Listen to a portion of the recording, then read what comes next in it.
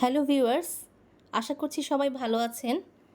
আজকে আমি আপনাদের দেখাবো রেস্টুরেন্ট স্টাইলে থাই ফ্রাইড চিকেনের রেসিপি। অবশ্যই এটা বাসায় ট্রাই করবেন, তাহলে একদম রেস্টুরেন্টের স্বাদ এবং লুক দুটোই আসবে। সাথে থাকছে কিছু টিপস অ্যান্ড ট্রিক্স। এখানে আমি চিকেন নিয়েছি।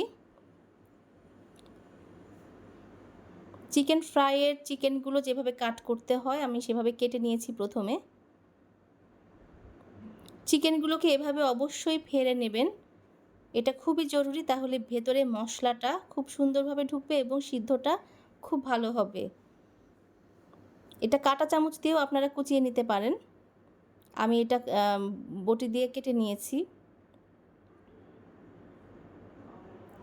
এবার প্রথমে দিয়ে দিচ্ছি 1 টেবিল চামচ আদা বাটা, দিয়ে দিচ্ছি 1 টেবিল চামচ রসুন বাটা,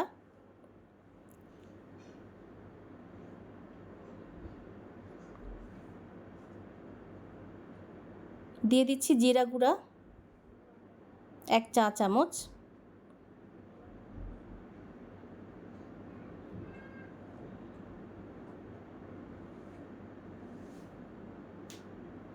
এবার দিয়ে দিচ্ছি কালো গোলমরিচের গুঁড়া, এটা 1/2 চা চামচ দিলেই হবে।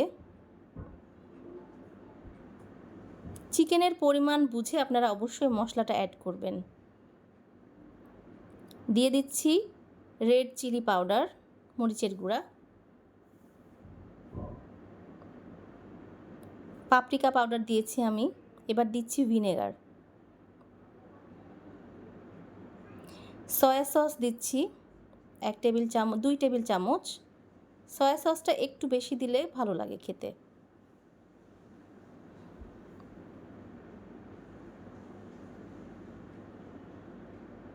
টমেটো সস দিয়ে দিচ্ছি 1 টেবিল চামচ। দিয়ে দিচ্ছি ওয়েস্টার সস 1/2 টেবিল চামচ।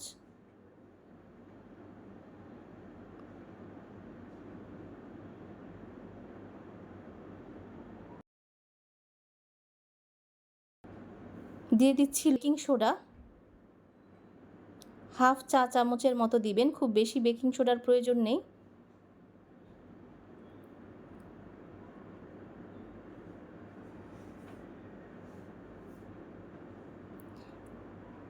এক টুকরো লেবুর রস দিয়ে দিচ্ছি।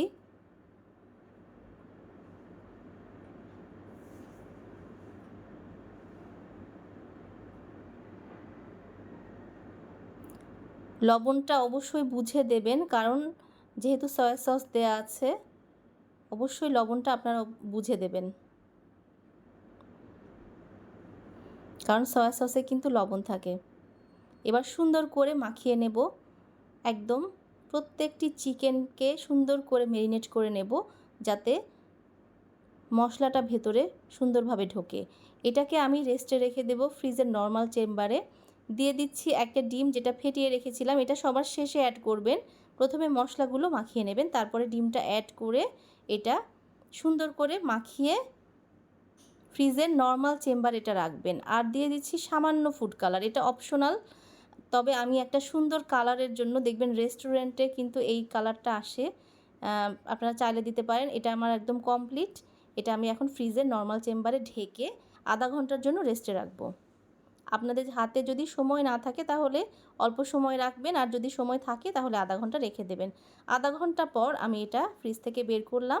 এবার এখানে মিশিয়ে নিব ময়দা, 2 টেবিল চামচ ময়দা দিয়ে দিয়েছি। 1 টেবিল চামচ দিয়ে দিব কর্নফ্লাওয়ার। এটা আপনার চিকেনের পরিমাণের ওপর ডিপেন্ড করবে।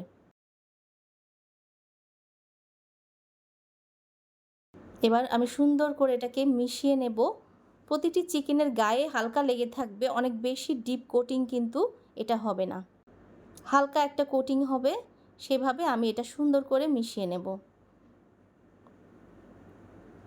এক্সট্রা পানি অ্যাড করার কোনো প্রয়োজন নেই, মশলা থেকে যেই পানিটা বের হয়েছিল সেটাতেই কিন্তু এই ম্যারিনেশনটা হয়ে যাবে।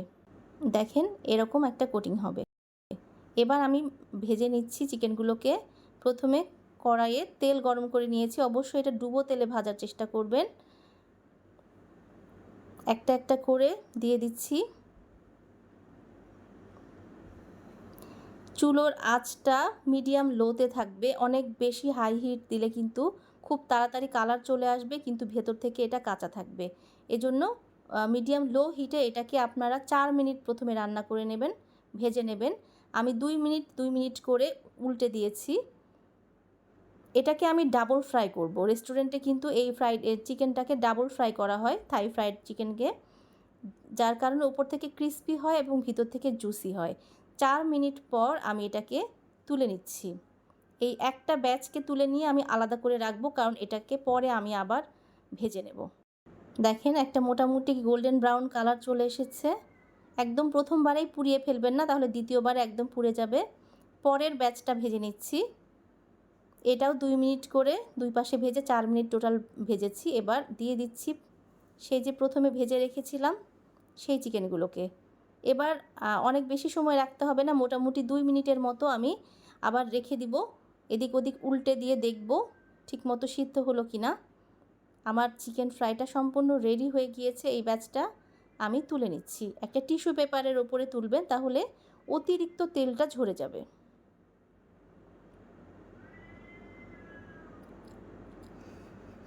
এই দেখেন ভিউয়ার্স, কত সুন্দর কালার চলে এসেছে। একদম রেস্টুরেন্টের মতো যেমন লুক এসেছে, একদম খেতেও কিন্তু রেস্টুরেন্টের মতোই লাগছে এটা। আপনারা অবশ্যই বাসাতে এটা ট্রাই করবেন। কেমন হলো আমাকে কমেন্টে জানাবেন। সবাই ভালো থাকবেন, সুস্থ থাকবেন। বেশি বেশি করে লাইক, কমেন্ট, শেয়ার করবেন। আমার জন্য দোয়া করবেন। আল্লাহ হাফেজ।